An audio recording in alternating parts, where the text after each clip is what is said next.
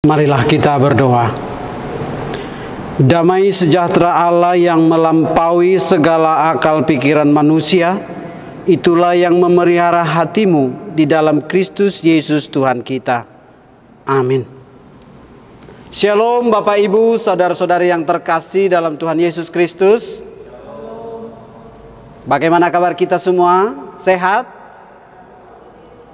Puji Tuhan.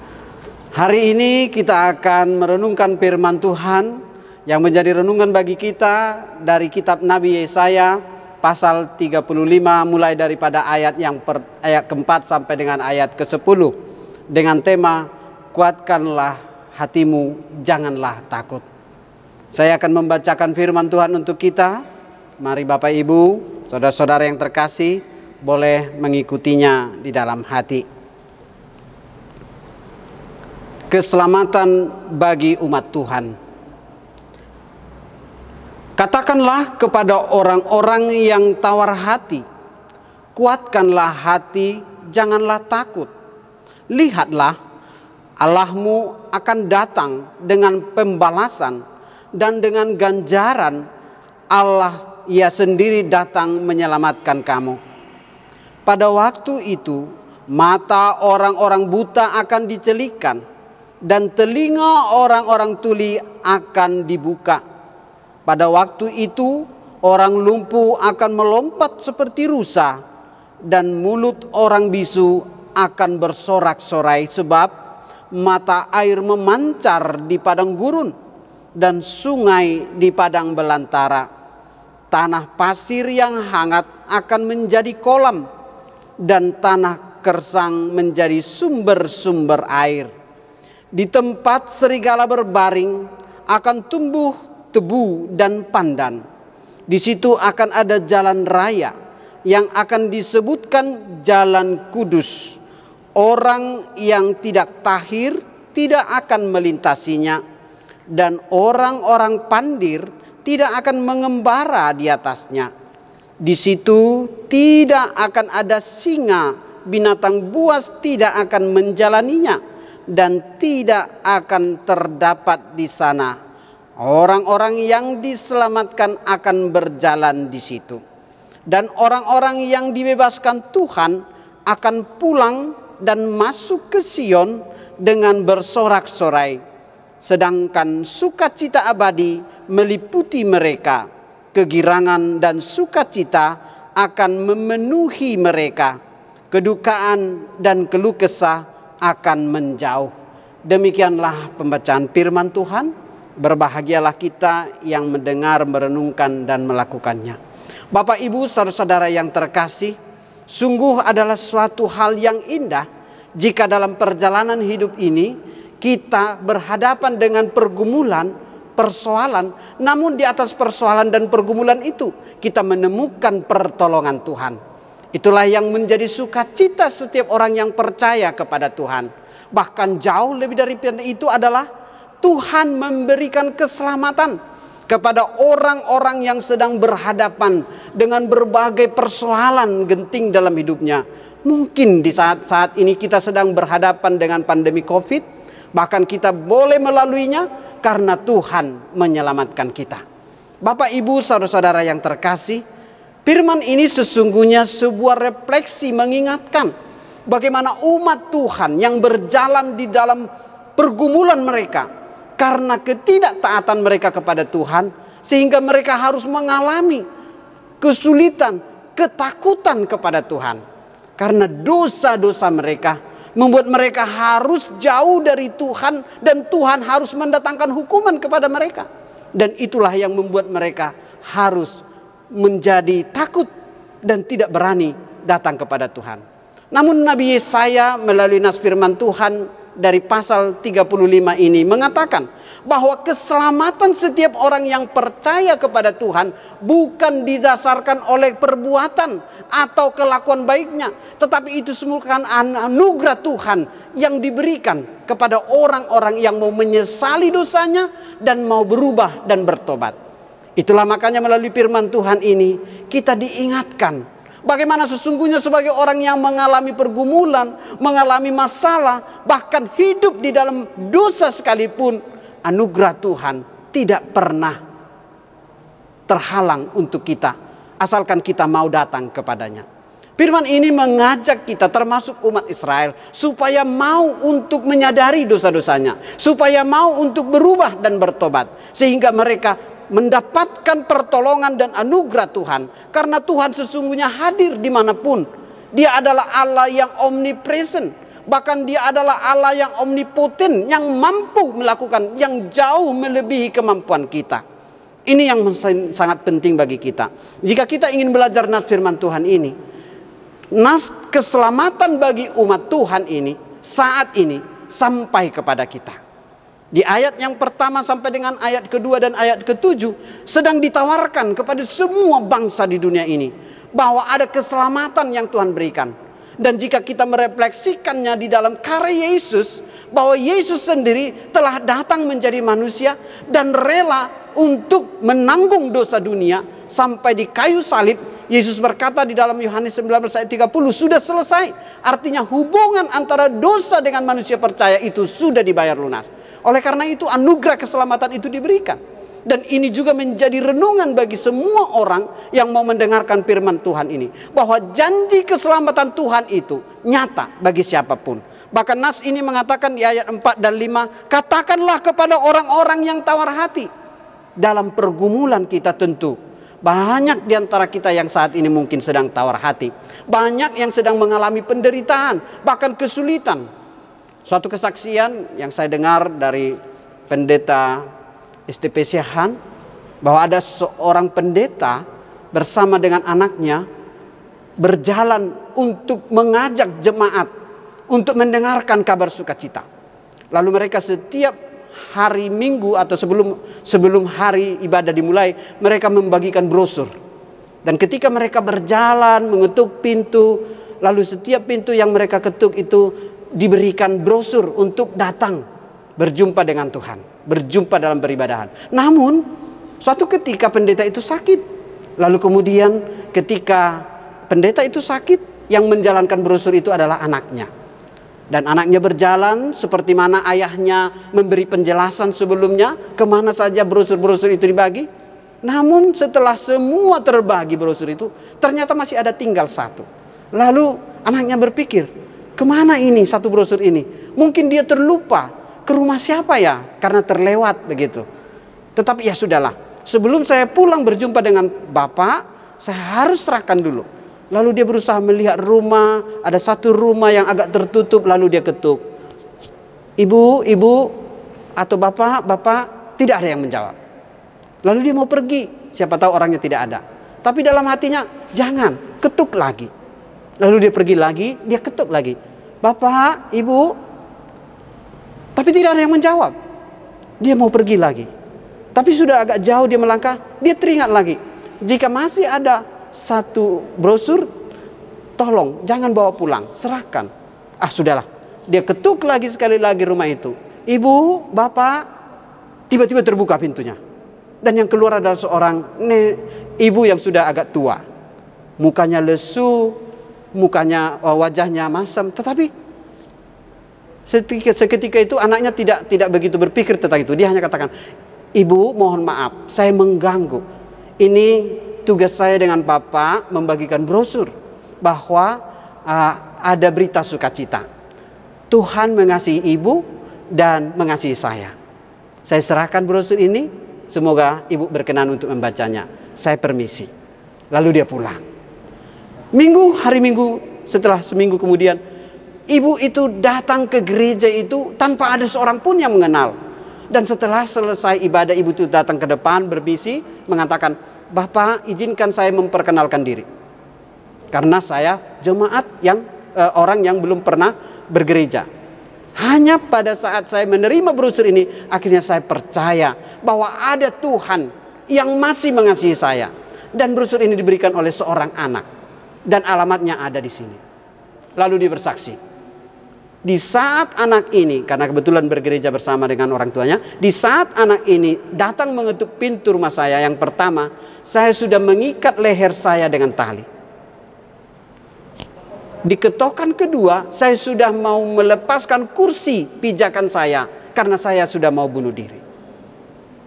Tetapi di ketokan ketiga, saya heran, kenapa sampai 3 kali ada orang yang penting mengetok pintu saya, yang selama ini setelah suami saya meninggal tidak ada seorang pun yang peduli dengan saya. Akhirnya dia berpikir, mungkin ada seseorang yang sedang membutuhkan alamat. Lalu dia buka talinya, lalu dia datang membuka pintu dan berjumpa dengan anak itu. Tetapi kesaksiannya bukan hanya di situ, Bapak Ibu. Ibu itu ternyata melihat malaikat datang di depan pintunya dan berkata, Tuhan mengasihi ibu, ini brosur, silahkan dibaca. Lalu dia pergi. Saya ternyata berjumpa dengan malaikat. Sejak itu saya percaya bahwa ketakutan saya, bahkan ketidakberdayaan saya, ternyata Tuhan mengutus orang untuk menolong saya. Bapak Ibu saudara yang terkasih, apa yang harus kita lihat dari firman ini? Firman ini adalah sebuah panggilan. Sebagaimana kita juga adalah orang-orang yang tidak berdaya di hadapan dunia ini. Karena banyaknya pergumulan, masalah, bahkan sakit penyakit, persoalan, utang piutang, perusahaan yang morat-marit, keuangan yang mengalami kesulitan. Tetapi ada Tuhan yang sanggup untuk melepaskan dan menolong siapapun jika dia datang dan percaya kepada Tuhan. Kesaksian ibu ini membuat jemaat di sana akhirnya menangis. Karena ternyata mereka juga datang beribadah tanpa sebuah keyakinan untuk percaya kepada Tuhan. Dan lewat kesaksian itu mereka akhirnya ditantang untuk mengambil keputusan bahwa masalah yang kita hadapi adalah masalah yang besar. Tetapi Tuhan kita jauh lebih besar dari itu. Oleh karena itu firman ini mengatakan kepada kita, kuatkanlah hati, janganlah takut. Benar, jika kita takut, kekuatan kita akan merosot. Tetapi jika kita mau membawa ketakutan kita, ketidakberdayaan kita, kelemahan kita kepada Tuhan, maka Tuhan sang penguasa yang memberikan kehidupan bagi kita dan selama-lamanya di dalam Yesus Kristus akan mampu mengubah ketakutan kita menjadi keberanian, sukacita, damai sejahtera dan sorak-sorai. Bapak Ibu saudara yang terkasih, inilah sesungguhnya pesan dari Nabi Yesaya yang mengingatkan kita yang sedang mengalami ketakutan di rumah masing-masing, yang saat ini mengalami letih, lesu, tak berdaya oleh karena kesulitan, berbagai tantangan, mungkin juga sakit penyakit. Bapak Ibu saudara yang terkasih, jangan berhenti dalam penderitaanmu, tetapi ingatlah ada Allah yang mengasihimu. Dia rela dan mau untuk mengulurkan tangannya menolongmu. Mari, buka tanganmu, buka hatimu, izinkan dia untuk menjamah hidupmu, izinkan dia untuk memulihkan semangatmu, izinkan dia untuk meneguhkan iman dan keyakinanmu. Karena tanpa Tuhan, hidup kita hanyalah sia-sia belaka. Oleh karena itu firman Tuhan ini mengingatkan, pirmatodim, unak komabiar, pirmatodim, unak kota hutan. Ibaratkan jika kita ingin mendapatkan kekuatan dari Tuhan, kita harus mau untuk mengalami perubahan. Karena tidak mungkin perubahan itu terjadi dari luar. Itu harus dimulai dari dalam diri kita.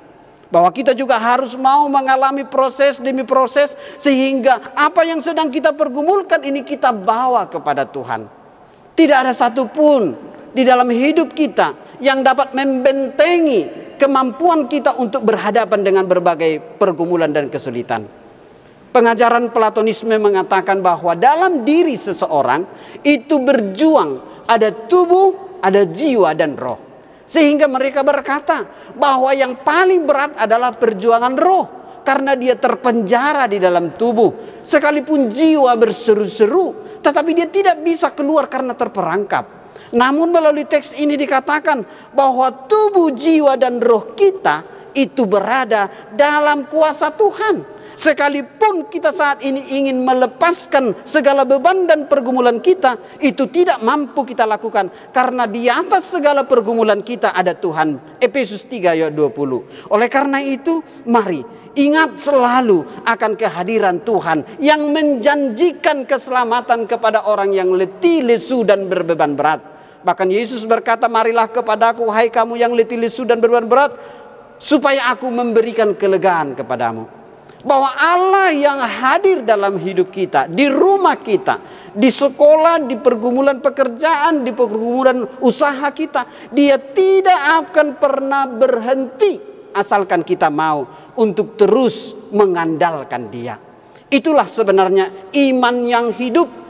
Dan jikalaupun nas firman Tuhan ini mengingatkan kepada kita bahwa ketika kita membuka mata kita, tetapi jika mata kita tidak dibukakan oleh firman Tuhan, maka pandangan kita hanya merupakan pandangan jasmani. Di ayat 5, ayat 6 dikatakan, pada waktu itu mata orang-orang buta akan dicelikkan, telinga orang-orang tuli akan dibuka. Pada waktu itu orang lumpuh akan melompat seperti rusa, dan mulut orang-orang bisu akan bersorak-sorai. Sebab apa? Sebab Tuhan yang mengerjakan semuanya itu.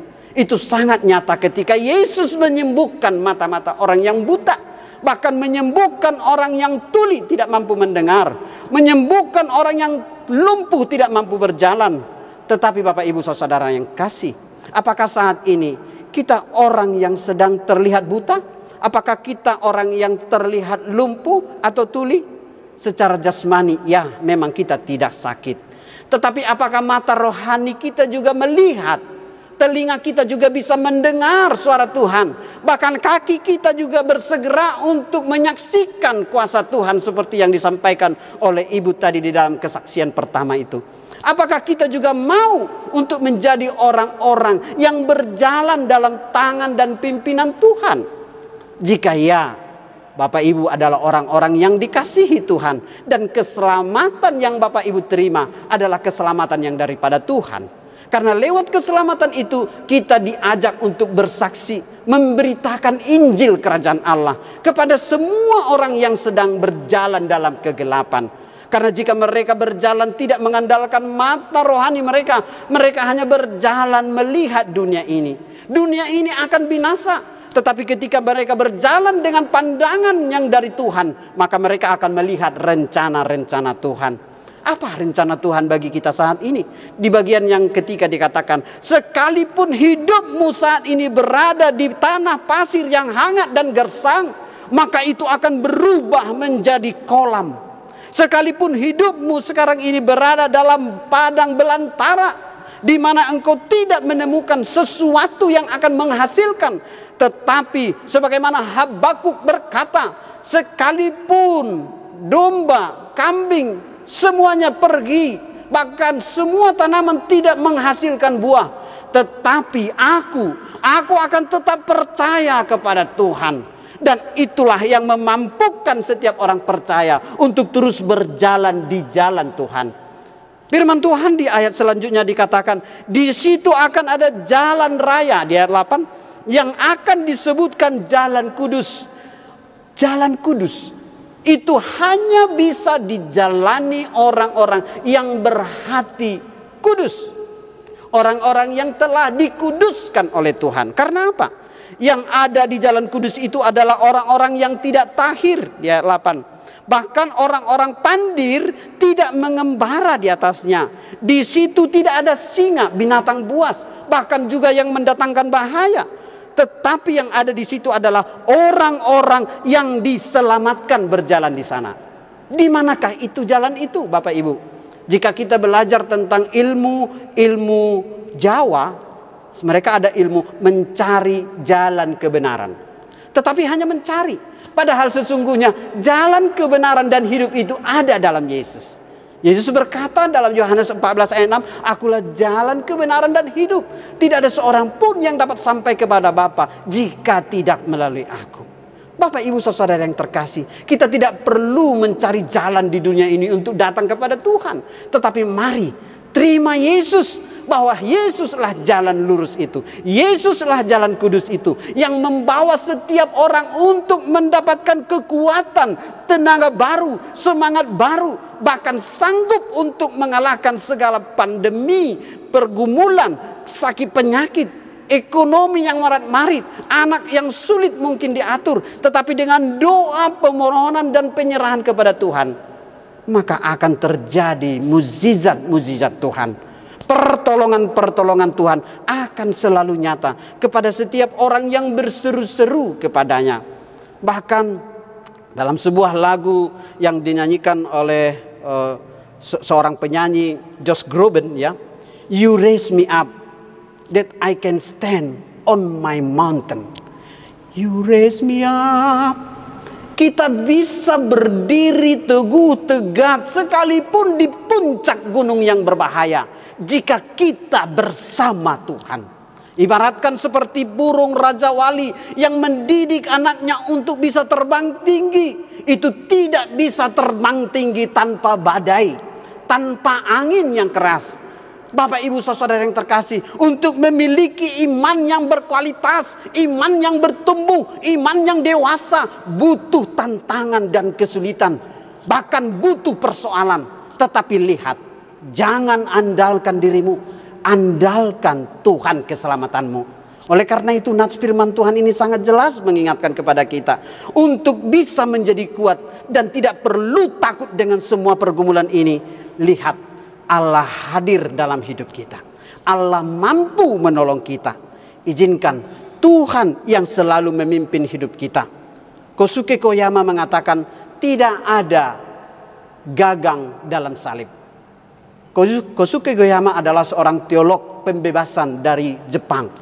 Tetapi dia ingin mengingatkan kita bahwa dalam hidup kita sehari-hari mungkin kita ingin sesuatu yang instan, yang gampang, yang murahan, ya. Itu adalah cheap grace. Anugerah yang murahan itu tidak diterima dengan pertumbuhan, tetapi itu hanya mengandalkan mukjizat-mukjizat dan mau percaya kepada Tuhan. Tapi costly grace yang disampaikan oleh Dietrich Bonhoeffer adalah orang yang mau berjuang untuk percaya kepada Tuhan. Sehingga mereka berakar dalam, bertumbuh besar, bahkan berbuah lebat dan manis. Ibaratkan buah korma. Untuk bisa mendapatkan buah yang terbaik, dia harus ditindih oleh batu. Supaya akarnya lebih dalam, menemukan mata air. Lalu dia bertumbuh, menggoyangkan batu itu dan naik bahkan berbuah yang manis di padang gurun yang gersang. Kiranya Tuhan memampukan kita Bapak Ibu untuk tidak perlu takut berjalan dalam kehidupan ini, untuk terus percaya bahwa kekuatan dan pertolongan kita selalu tersedia sebagai umat Tuhan yang percaya kepada Tuhan. Amang Pendeta STP Siahan mengatakan, kita tidak perlu mengandalkan penderitaan untuk mendapatkan kebahagiaan. Kita mungkin tahu istilah berakit-rakit dahulu, berenang-renang ke tepian, bersakit-sakit dahulu, bersenang-senang kemudian. Tetapi itu adalah filosofi dunia. Kita tidak harus mencari penderitaan seperti umat yang beragama lain supaya mendapatkan berkat askesi. Tetapi kita mau katakan bahwa ketika kita mau datang kepada Tuhan, memohon pertolongan dan kekuatan Tuhan, di saat itu Tuhan akan menguatkan dan memampukan kita. Bahkan ketika kita mengingat sebuah lagu dalam Kidung nomor 438 mengatakan, apapun juga menimpamu, Tuhan menjagamu. Tentunya lagu ini sangat jelas. Apapun juga menimpamu, Tuhan menjagamu. Mari, andalkan Tuhan. Kekuatan kita ada dari Tuhan. Dan percaya Tuhan tidak pernah tinggal diam. Asalkan kita percaya bahwa Dia berkuasa menolong dan menyertai kita. Sebagaimana kita akan menyanyikan sebuah lagu di penghujung daripada khotbah ini, dari buku ND nomor 806. Kiranya kita dimampukan dan dikuatkan untuk belajar hidup percaya dan taat kepada Tuhan.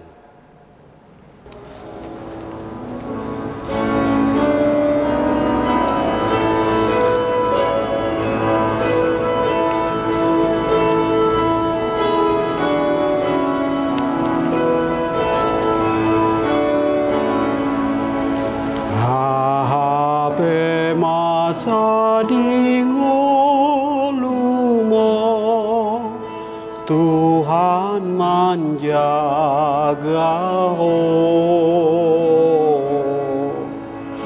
Holong nado mengundi hon-ho, Tuhan menjaga-Ho.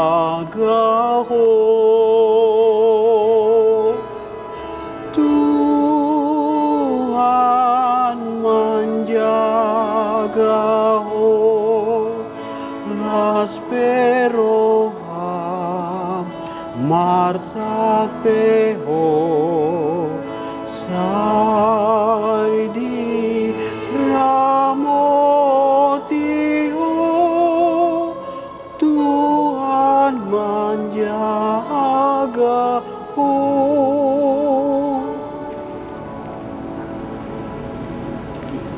Marilah kita berdoa. Ya Tuhan Allah Bapa di sorga, terima kasih untuk keselamatan yang Tuhan sudah berikan bagi kami melalui firman-Mu yang menguatkan kami, supaya kami boleh berjalan dalam berbagai kesulitan di tengah-tengah dunia ini. Tuhan berkata, kuatkanlah hatimu, jangan takut. Mampukanlah kami Tuhan sebagai jemaat-Mu, sehingga kami mampu menjalani berbagai liku-liku kehidupan ini. Sekalipun kami masih berhadapan dengan pandemi, kami tetap percaya bahwa pertolongan dan kekuatan kami selalu ada dari Tuhan. Kami mohon Tuhan memberkati seluruh jemaat-Mu yang saat ini ikut beribadah di rumah masing-masing. Tuhan kiranya menolong kami di saat kami sedang sendirian, di saat kami sedang ketakutan, di saat kami sedang lemah lunglai tak berdaya, bahkan di saat kami kehilangan arah dan tidak tahu tujuan. Tetapi ketika kami mengenal dan berjumpa dengan Yesus, kami akhirnya menemukan jalan hidup kami yang sesungguhnya, yaitu jalan kudus, yaitu jalan kebenaran dan hidup di dalam Yesus Kristus. Terima kasih Tuhan untuk penyertaan-Mu untuk bangsa dan negara kami. Tuhan memberkati seluruh pemimpin yang memimpin kami, dari mulai pimpinan pusat sampai pimpinan daerah, sehingga seluruh jajaran pemerintah bersehati bersatu padu untuk bekerja sama dalam membangun sebuah kehidupan yang damai tentram di negara kami. Kami berdoa untuk para pejuang-pejuang nakes, bahkan juga TNI Polri yang saat ini terus berjuang untuk memberikan pelayanan yang terbaik. Bahkan kami juga berdoa Tuhan untuk para pelayan-pelayan Tuhan di tengah-tengah masyarakat, para hamba-hamba Tuhan, para penginjil, bahkan juga para orang-orang yang bersedia untuk menyaksikan Kristus dimanapun mereka berada. Sehingga nama Tuhan dipermuliakan, yang lemah dikuatkan, yang tak berdaya dimampukan untuk bangkit, bahkan yang sakit dipulihkan, disembuhkan, bahkan yang sedang terkurung mereka beroleh kebebasan di dalam nama Yesus. Terima kasih Tuhan untuk karya-Mu dalam hidup kami. Melalui ibadah ini kami boleh bersama-sama menikmati sebuah rangkaian ibadah yang dilayani Yayasan Badan Kerjasama Marturia, sehingga kami semua boleh beribadah dalam keadaan kami masing-masing. Tetapi yang terutama kami boleh bersama-sama berdoa, berseru, berserah kepada Tuhan. Suami, istri dan anak-anak boleh sepakat untuk datang kepada Tuhan di rumah kami masing-masing. Bahkan juga Tuhan, dimanapun kami berada di lingkungan kami boleh menjadi saksi-saksi Kristus di negara kami yang merayakan kemerdekaan ini. Kami berdoa juga Tuhan untuk seluruh pelayan-pelayan Tuhan yang saat ini melayani melalui live streaming, bahkan juga melalui pelayanan-pelayanan ibadah online daring. Tuhan berkati Bapa, para hamba-hamba Tuhan, bahkan juga para pemusik song leader dan juga para multimedia live streaming semuanya. Tuhan menolong kami. Terpujilah Engkau Tuhan untuk seluruh persembahan kami kepadamu yang kami persembahkan dengan ucapan syukur dan sukacita karena Tuhan telah menyelamatkan kami. Kepadamu kami berserah Tuhan memimpin bangsa dan negara kami, bahkan juga HKBP yang sampai saat ini terus berjalan di dalam semua upaya-upaya untuk membangkitkan semangat dan pelayanan di tengah-tengah masyarakat dan bangsa. Berkati jajaran pimpinan dari mulai Eporus sampai kepada puluhan jemaat yang ada di gereja masing-masing, sehingga semuanya dimampukan untuk melayani dengan tulus ikhlas, melayani bukan untuk dilayani, sehingga kami boleh menjadi berkat dimanapun kami berada. Terpujilah Engkau Tuhan, kami serahkan seluruh doa dan permohonan kami kepada Allah di dalam Yesus Kristus. Amin.